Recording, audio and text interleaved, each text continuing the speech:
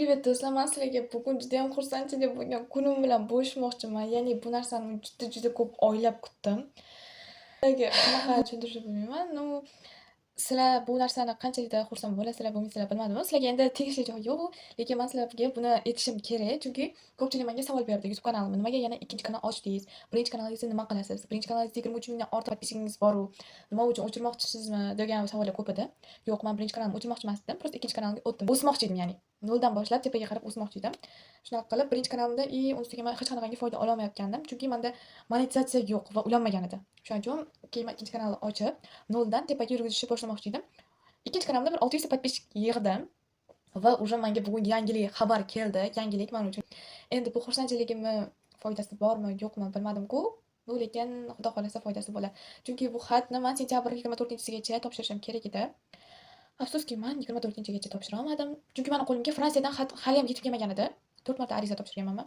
4 ta xatim ham qo'limga yetib kelmagan edi. Shu sababli men YouTube tomonidan bloklangandim. Hech qanaqangi monetizatsiya ulanmasdi, boshqa narsa qila olmasdim, ko'p narsalarni qila olmasdim, короче, YouTube kanalimda. Shunaqa qilib men bloklandim. Endi hozir bu kodni menga foydasi tegadimi, yo'qmi bilmadim. Xudo xolasa tegar foydasi. Ammo o'ylaymanki, xursand bo'laman. Hozir kirgizib ko'raman ochib.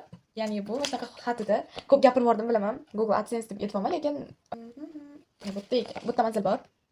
Короче, shunaqa. Google AdSense xatim keldi. Buni hozir ochib ko'rmasak bo'lmaydi. Xo'sh, buni mana shunaqa ochiladigan joyida. Anaqa svetdan ko'rinmayapti. Shunaqa joyda narsalar bor. O'sha ochib ko'ramiz. Bu meni xursandchilik paytim hozirda, lekin bu xursandchilik ko'pga boradi deb o'ylayman. Xudo xolasa, inshaalloh nasib qilsa.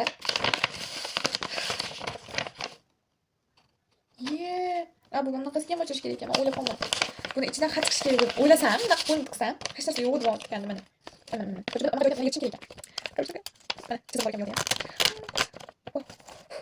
Shu, oddiy xatni, kod yozgan xat qolib, juda xursandchilikka boradi deb o'ylamadim. Vau, Google AdSense.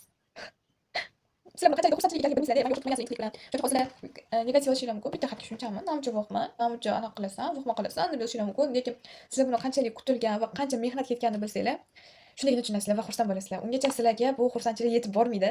Tushungan tushunadi buni. Qalban bu yoqda kodi bor. Так что bu yoqda shunaqa. Uni ustiga menga podpiska bo'lib kuzatib kelayotganligiga kattakon rahmat. Bu sizlarni deb tushunaman maqsadlarimga, ya'ni bu ham sizlarni orqanglardan, ya'ni bu kod kelishi ham, bo'lmasa menga bu kodni vash yuborishmasdi. Bu kod sizlarni orqanglardan podpischikalarimga slishkom rahmat kattakon. Meni kuzatib, har doim menga motivatsiya berib, omad tilab kelayotganlar uchun juda katta rahmat. Xudo xolasa bu kod menga ish beradi degan umiddaman. Shunaqa. Endi slishkom xursand bo'ldim. Videoni shu joyigacha ko'rgan bo'lsanglar, bittagina like bosib, menga podpiska bo'lishni unutmanglar.